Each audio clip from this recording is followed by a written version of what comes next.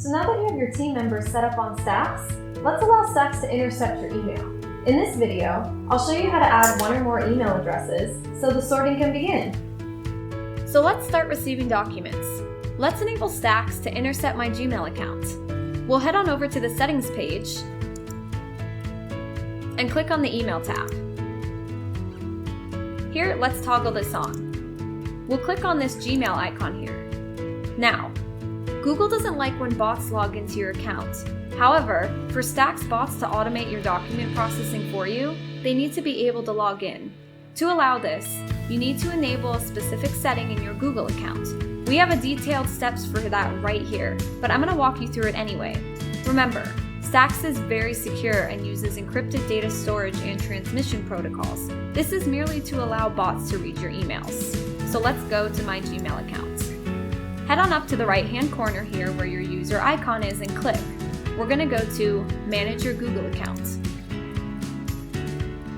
Now we're going to go over here to the security settings. We'll scroll down until we get to Less Secure App Access. Click in here. We're going to turn this on. Now we can head back over to Stax. Now Stax can intercept your emails that get sent to your Gmail account. I'm going to enter my email here.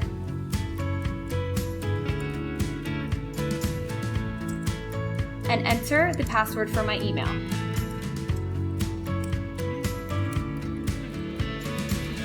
Make sure to click Verify and Save.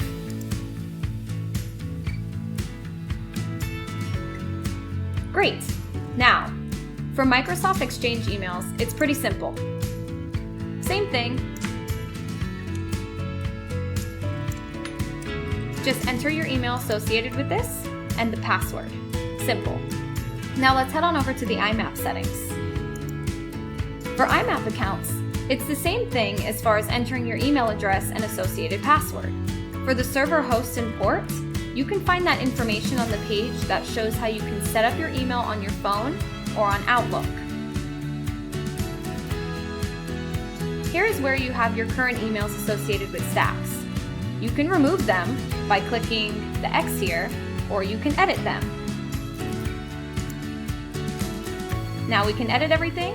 If you make any changes though, make sure to click Verify and Save. This button down here is going to allow you to send emails and documents from Stax. For example, if you're looking at a document that you received within Stax, you'll be able to send that document to someone who doesn't have a Stax account through email. This needs to be enabled if you plan on signing and sending documents through Stax. Make sure to click Save Settings if you're going to enable this.